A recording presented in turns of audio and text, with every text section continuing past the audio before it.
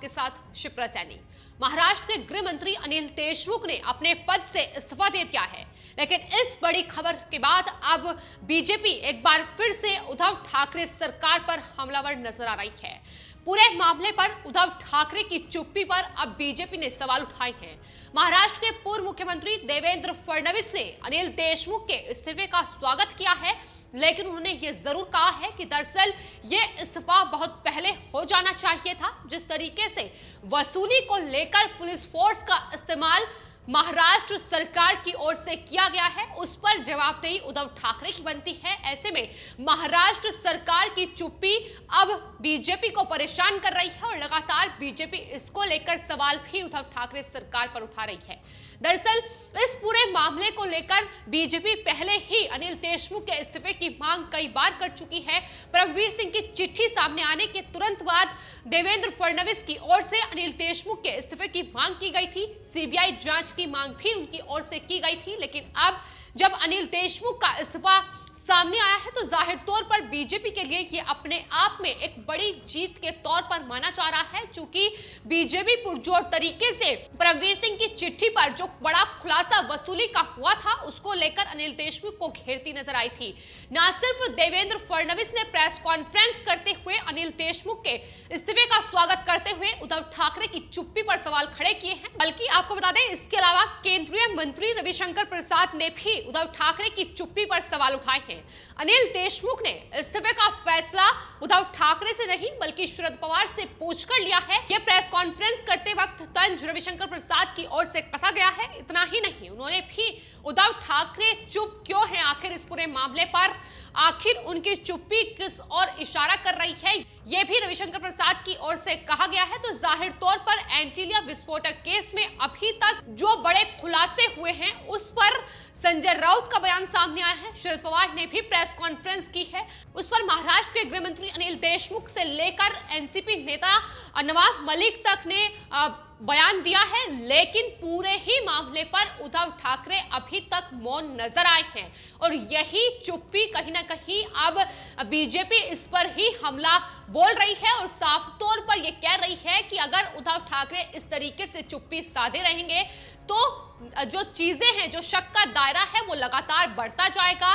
सिर्फ इतना ही नहीं, रविशंकर प्रसाद की ओर से कई बातों का जिक्र इस पूरी प्रेस कॉन्फ्रेंस के दौरान किया गया है। उन्होंने कहा है कि अनिल देशमुख के इस्तीफे की मांग उनकी तरफ से लगातार की जा रही थी, लेकिन अचानक जिस तरीके से अनिल देशमुख का इस्तीफा आया है वो बेहद ही स्वागत योग्य फैसला है। उन्हें साथ ही शरद पवार पर भी निशाना इस प्रेस कॉन्फ्रेंस के जरिए साधा। उन्होंने कहा कि अनिल देशमुख का बचाव ही एनसीपी प्रमुख शरद पवार की ओर से हाल ही में किया गया था, जब परमवीर सिंह की चिट्ठी में अनिल देशमुख पर तमाम बड़े आरोप लगे थे कि किस तरीके से 100 करोड़ की महीने में वसूली का टारगेट अनिल देशमुख की ओर से सचिन वाजे जैसे अधिकारी को दिया जा रहा था। लेकिन इस पर शरद पवार ने प्रेस कॉन्फ्रेंस की थी, जिसमें उन्होंने ये कहा था कि दरअसल जो आरोप परमवीर सिंह ने चिट्ठी में लगाए हैं वो बिल्कुल निराधार है।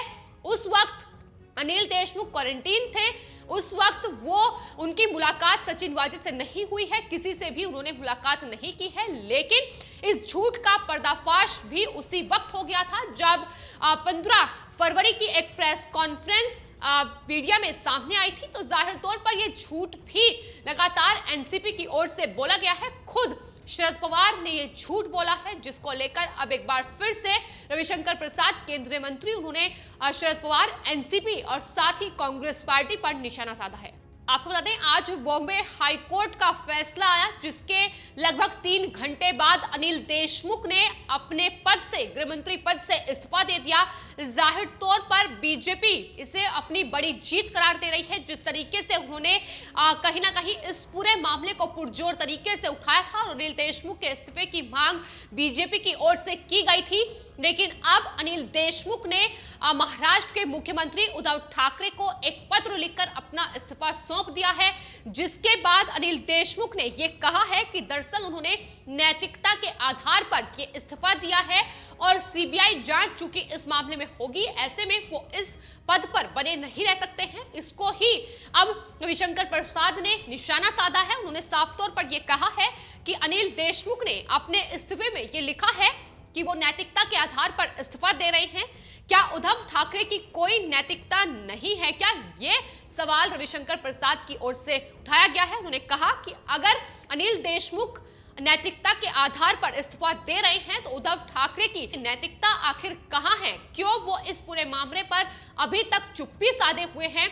उनकी चुप्पी अब कई सवाल इस पूरे मामले पर खड़ा कर रही है। उन्होंने दोनों ही मामलों का जिक्र किया, फिर चाहे वो एंटीलिया विस्फोटक केस हो या महाराष्ट्र में वसूली का इतना बड़ा खेल जो चल रहा है उसको लेकर उन्होंने कहा कि एक मामले में सचिन वाजे जैसे अधिकारी एनआईए की हिरासत में हैं।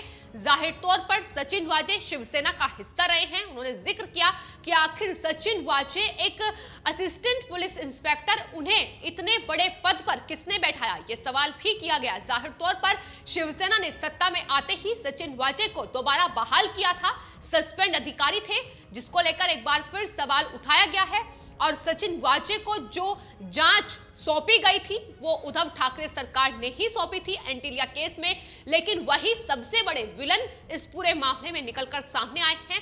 तो किस तरीके से ये अधिकारी और ये सरकार मिली हुई है, किस तरीके से पूरा खेल महाराष्ट्र के अंदर चल रहा है, इसकी जो बानगी है वो हर रोज एनआईए की जांच का दायरा जिस तरीके से बढ़ रहा है उसमें निकलकर सामने आ रही है। रविशंकर प्रसाद केंद्रीय मंत्री ने यह साफ तौर पर कहा कि एनआईए इस पूरे मामले की जांच कर रही है।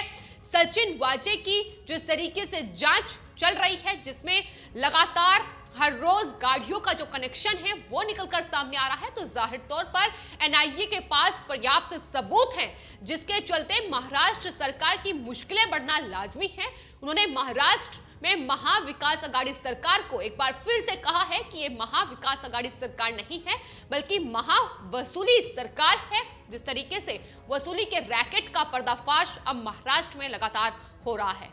तो आपको बता दें बॉम्बे हाईकोर्ट के इस बड़े फैसले के बाद कि अनिल देशमुख पर जो आरोप लगे हैं उसकी जांच अब सीबीआई करेगी। कहीं ना कहीं महाराष्ट्र में जो राजनीतिक उथल-पुथल है वो काफी तेज हो गई है।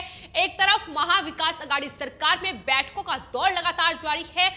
इस गठबंधन की सरकार में एनसीपी, शिवसेना और कांग्रेस पार्टी है, लेकिन कांग्रेस पार्टी इस पूरे ही मामले से कहीं ना कहीं बिल्कुल अलग नजर आ रही है।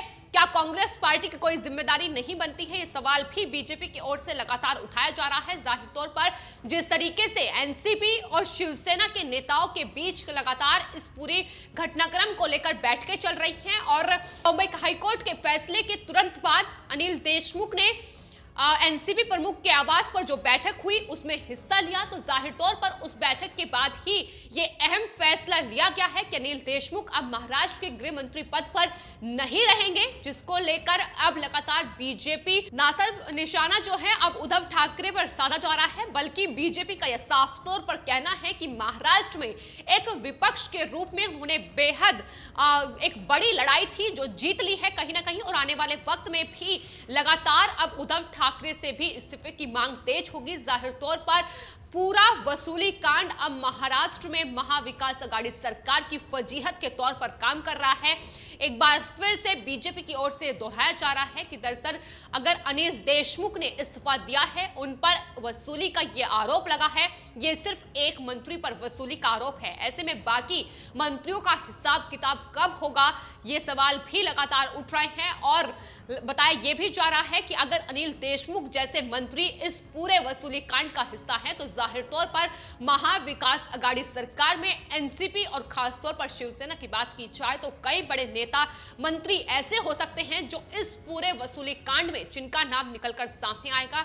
अब सीबीआई की जांच का दायरा आखिर कहां तक पहुंचेगा और कौन से वो बड़े नेता होंगे जो इस पूरे शिकंजे में फंसेंगे, ये भी लगातार देखना होगा। लेकिन अभी फिलहाल अगर बात की जाए तो परमवीर सिंह की चिट्ठी में जो आरोप अनिल देशमुख पर लगाए गए थे, कहीं ना कहीं अब आज उसका ही नतीजा है कि वसूली रैकेट में ये एक बड़ा इस्तीफा अनिल देशमुख को अपने पद से देना पड़ा है। लेकिन इसके बाद आखिर और कितने इस्तीफे महाराष्ट्र सरकार में बाकी हैं, ये भी देखने वाली बात होगी। लेकिन बीजेपी ये साफ तौर पर कह चुकी है कि सीबीआई जांच होगी तो इस पूरे मामले पर परतें खुलकर सामने आएगी। हर एक लिंक का खुलासा होगा कि आखिर कौन किसे महाविकास अघाड़ी सरकार में बचा रहा है, कौन किसे प्रोत्साहित कर रहा है और कहां कहां तक वसूली का ये पैसा पहुंच रहा है। फिलहाल आपकी इस पूरे मामले पर क्या राय है, हमें कमेंट बॉक्स में जरूर लिखें और चैनल को सब्सक्राइब करें। धन्यवाद।